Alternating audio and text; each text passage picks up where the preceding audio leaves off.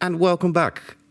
In a previous video, I drew a schematic on a whiteboard, and today I'm going to transfer that schematic to a schematic in EasyEDA, so I can then afterwards build a PCB out of it and have it manufactured.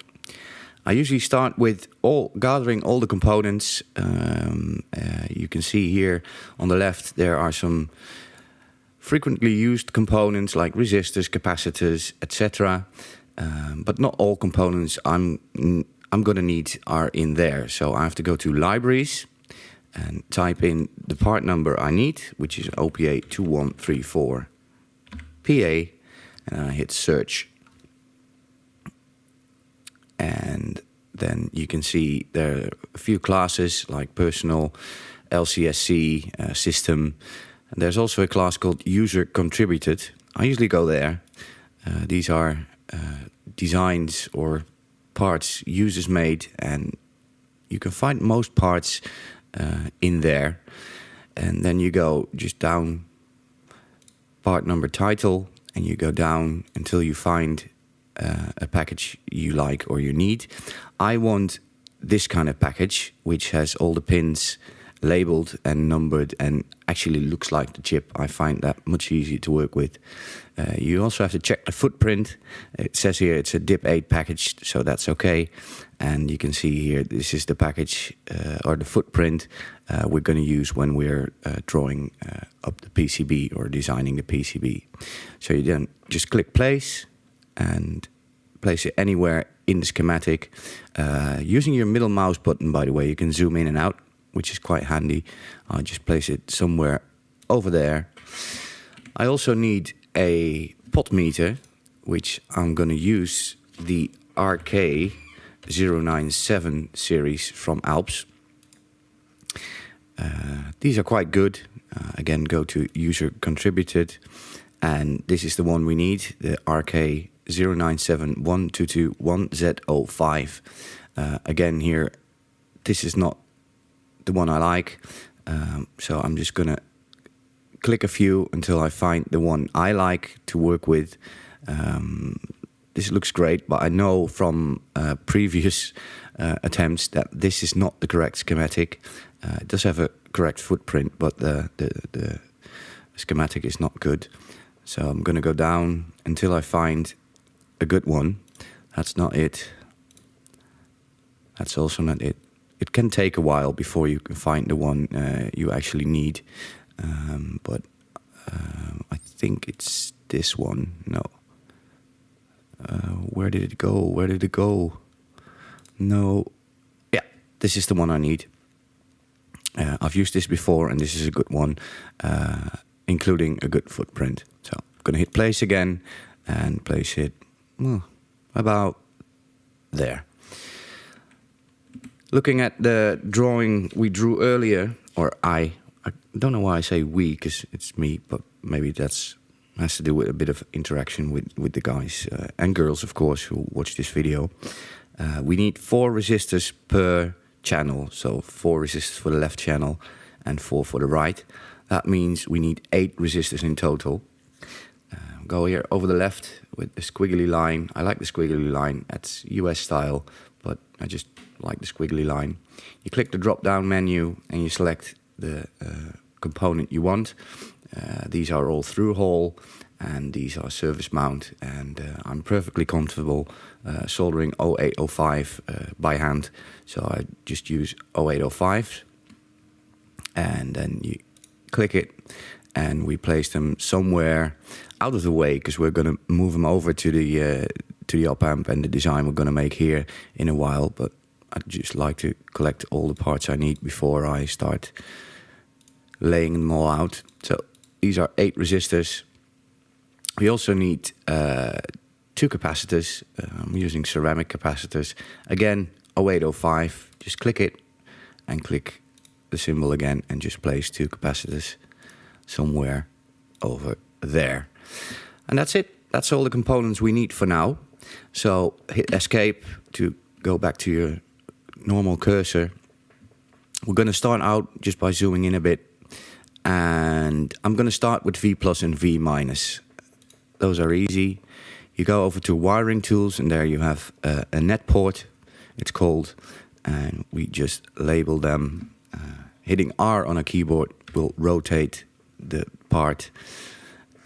Just place it over there and place one over there. You can actually be a bit closer to make it a bit neater, like that. And we label them. So this is plus 4.5 volts. That's not a plus. Again, that's a plus. And minus 4.5 volts. There we go. Let's just connect them up. You go over to wiring tools, click on wire, and go to the parts you want to connect. There's a black little dot. That means that will be connected. We go over there. There's another black dot, and these are connected. We do the same for minus 4.5 volts as well. One black and another black. Oh, also did it. Yeah, there we go. And hit escape to finish the line, or actually cancel the line I actually accidentally drew. Let's start with the pot meter. I know that pin 1 and pin 6 are ground pins. Pin 3 and pin 4 are the inputs. And pin 2 and 5, which is actually not labeled over there, are the wipers, which are the output of the pot meter, and go to in plus and plus in on pin 5 and 3. So looking at the schematic we drew, they go through a capacitor. So let's firstly gather these capacitors and place them somewhere near where we want them. I know also after the capacitor there's another resistor, so I have to leave a little bit of room after the capacitor so I can draw a resistor that will go to ground after the capacitor. This is okay. Go to our wiring tool and go over there, connect it to the capacitor, and connect this one over there. Do the same for the other side. Pin 5 of the pot meter goes to the capacitor, and the capacitor then goes to plus in B. As I said, there's a resistor after the capacitor which goes to ground, so I need 2 ground symbols. Actually, I should make a bit of room over there. Maybe I can move this over so there's a bit more room. Now this disconnected for some reason. That's pretty annoying, but we can connect it anyway. So 2 grounds, one can go over there, the other one can go over there. We need 2 resistors. I'll just pick R1 and R2, rotate them, zoom in a bit, and place them one over there, zoom out, and place R2 over there, just hitting R to rotate and moving it over a bit.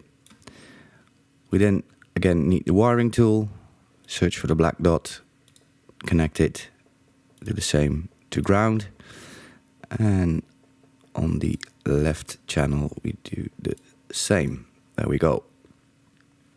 So that's basically the input. Let's connect up the ground. So pin 1 and pin 6 of the pot meter. I'll place one over there. I'll place one over there. This text is a bit long. I'll just double click the text and remove everything I actually don't need in the text. It gives us a bit more room. So connect that up to ground. That's okay. And this one goes to ground as well. Again, we need the input, so I go to wiring tools and grab 2 more net ports, which one I'm gonna call like this, input, and this one is also an input. I'll place that over there. Name them. Oh, this counted up. I never realized that. Anyway, we'll call this input and call this input as well. That's not going to work, so input right, and we'll call this input left. There we go. Go to our wiring tool and connect that up to there. That's a bit weird. Let's move that up like that and connect the right input to pin 4. So now that actually is the input done. Now we go to the output, which is we need a label at first. Place one there, rotate it, place one over there, label them. So this is output left, and this is output right, and remove the rest. That goes through a resistor to the out A, and the other one, output R, goes to out B. So again, I grab 2 resistors, place some near the labels R3 and R. See, in EasyEDA, you can move the label separately from the component by just dragging the label. That sometimes happens to me. So I'll place that back, or hit Ctrl Z on your keyboard and make sure you drag the component and not just the label. There we go. Place that one over there. Now we connect the out to the resistor, and then the resistor to the out. Put left, and we do the same for the right. Go there, go there. Oh, that's not straight. I'll fix that. And over there, hit escape to go back to your pointer and just drag it down, and there we go. I think this is connected. That's a bit weird. I don't need that bit. All right, let's do that again. Grab a wiring tool like that and make sure it lines up nicely. And that one's done.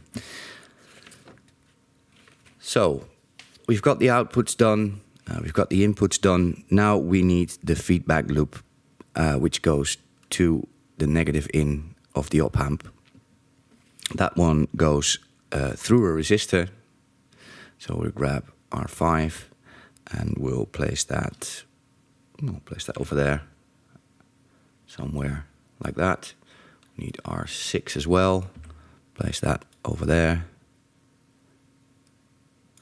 And we also need another resistor after the feedback resistor, which goes to ground. So we might have to make a little bit more room for that. Well, actually we don't. It's okay like this. Let's first wire these up. Look for the black dot and connect it, and do the same for that one. And now this label is in the way, so I now can move the label over there, and that one over there. And maybe move this. This is just aesthetics. This is just to make it nicer. As long as the connections are all there, your schematic and your design works, but you know, it doesn't hurt to make it a bit more attractive. Let's do the same for that one. And connect it up to the negative of the op amp. And again, here we can just move that label just by clicking on the label itself and moving it. And again, this one as well. Zoom out a bit. And after the feedback resistor, we need another resistor. I did it again. Just let me hit Ctrl Z. There we go. Place that over there, and I did it again. Have to be more careful, and place that one over there. This one can go down one little bit. Connect. Well, let's take the ground symbols first. We need a ground over there and a ground over there. Connect them up like that.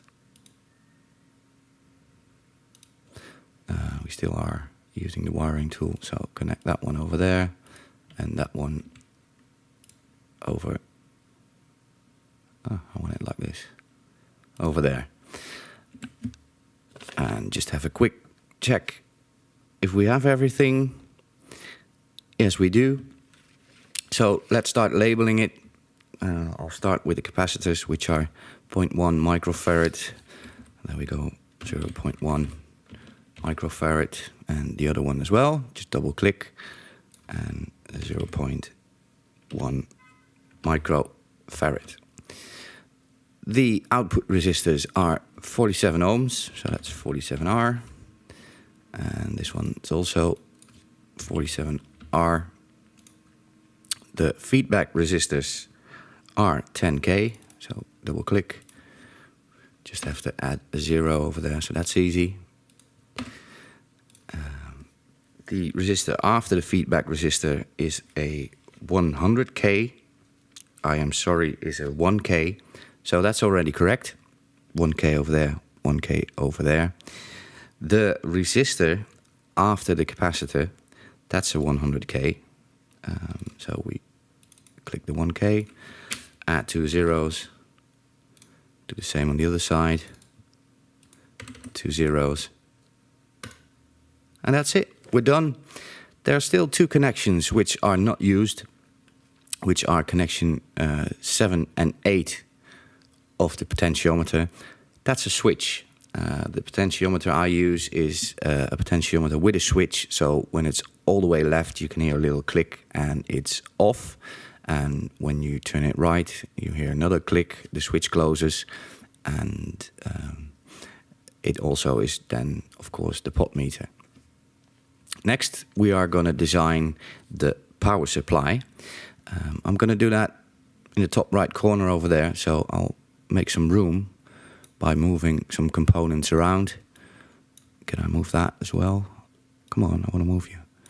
And now this connection broke, so I'll have to reconnect that. Start with a battery, 9-volt DC. This is a nice voltage source. You can use this as a battery. So you click the battery. It's not the battery symbol, but it doesn't really matter. We just need that one, so we'll place that over there. I just move it a bit.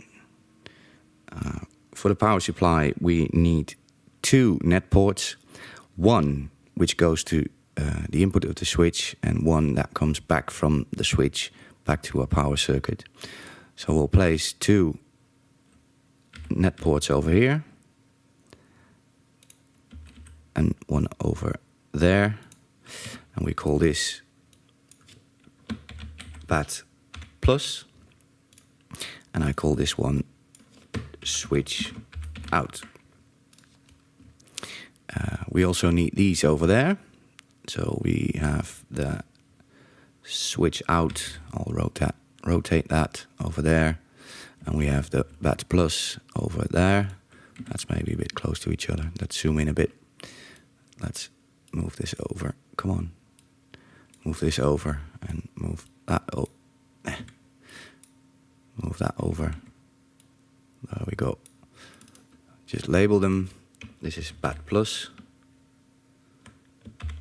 And this is switch out, which is correct. We also need 1, 2, 3 resistors. So let's go to the left, add 3 resistors. I'll just place them roughly where I want them. One over there, one over there, one over there. We need an LED, an LED symbol. It doesn't really matter, I'll use just blue. 0805 again. Why didn't that? Oh, I didn't click. There we go. rotate that, put it in line with the other ones. I just want it like this. And we need 2 capacitors. In this case, we need electrolytic capacitors, which is this one. And I'm not going to use, I think I'm going to use, well, what you can do is, of course, check the diameter of your capacitor, which then will give you the correct one. I'm not sure which it is, so let me just quickly measure one of the capacitors and I'll be right back. So I'm back. I've measured the capacitor and it's 6.3 millimeter in diameter and has a pin spacing of 2.54 millimeters. So again, open the menu by hitting the arrow and looking for the one we need. There we go, 2.5 millimeter and 6.3 millimeter in diameter. So this is the one we need. We click that and again click the symbol, and we need 1 capacitor over there and another one over there. Of course, we also need 2 net ports. Again, one is the plus 4.5 volts, and the other one is the minus 4.5 volts. We place them one over there and one over there. And we need ground as well. We'll do that like, well, that's not very nice. We'll just leave it like this. And now it's just a matter of connecting everything up. So the plus goes to battery plus. The switch goes all the way to, well, that's not very neat. I'll have to make sure that these 2 line up. There we go. I think one more down and to the right. Goes. Oh, I didn't make it.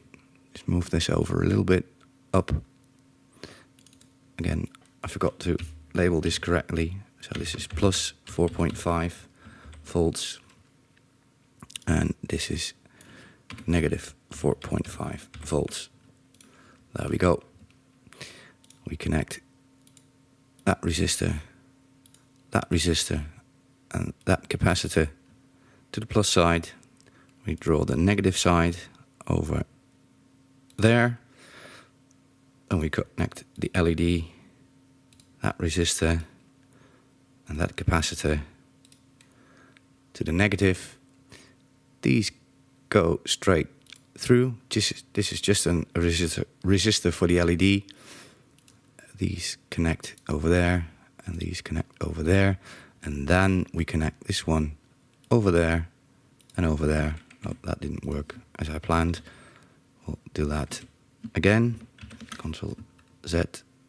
Connect that one over there and that one over there. And that's our power supply circuit. Just have to label them. This is 10K.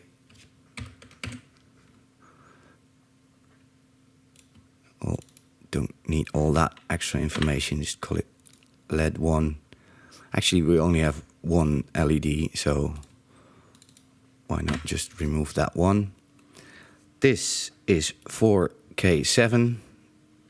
So that's 4K7. This one's also 4K7. 4K7. And these capacitors are 220 microfarads. So that's 220 microfarads. And this one as well, 220 microfarads. And that's our power supply circuit. These are now connected because we used a net port and we gave them the same name. And so is the negative voltage, which is connected because it has the same name. And again, oh, I forgot to connect these up. Battery plus goes to pin 7 of the potentiometer, and the output of the switch goes to switch out, which now is connected from switch out over there to switch out over there, and battery plus over here and battery plus over there. And the last thing we need are 2 audio jacks. So again, they're not over here in the preset or quick pick menu. So again, we have to go to libraries and have to type in the audio jack or the component, in this case an audio jack I'm using, and it's a PJ307. Hit enter, and there we have one. Now it's important to look at the footprint, and there's an image as well, and from the image I can see that this is the audio jack I'm using. So this is correct. Need 2 of those. Just rotate them. So this is 1, and that's 2. Hit escape. And instead of having to draw a wire all the way from over here to somewhere we need it in the circuit, we again are going to use, or I'm going to use net ports, which are very handy to use. It saves a lot of mess and confusion in your schematic. I need 3 of those. I need 1, actually I need 2. I need 1 for the tip over there. I need 1 for the ring, and the sleeve is ground. So I'm going to put 1 over there and put 1 over there. I also need 2 ground symbols, 1 over there and 1 over there. Now a closer look at the jack reveals that the sleeve is the ground part, the ring, which is this part, is the right channel, and the tip, which is in this case pin 5, this part, is the left channel. So we firstly label that. So this is input left, this is input right, and same for the output left, and output right. And let's connect them up. This is ground, and this is ground as well. Pin 2 is the input right, pin 5 is the input left, and for the out jack, the same thing. Left output is pin 5, and right output is pin 2. And that's basically the schematic.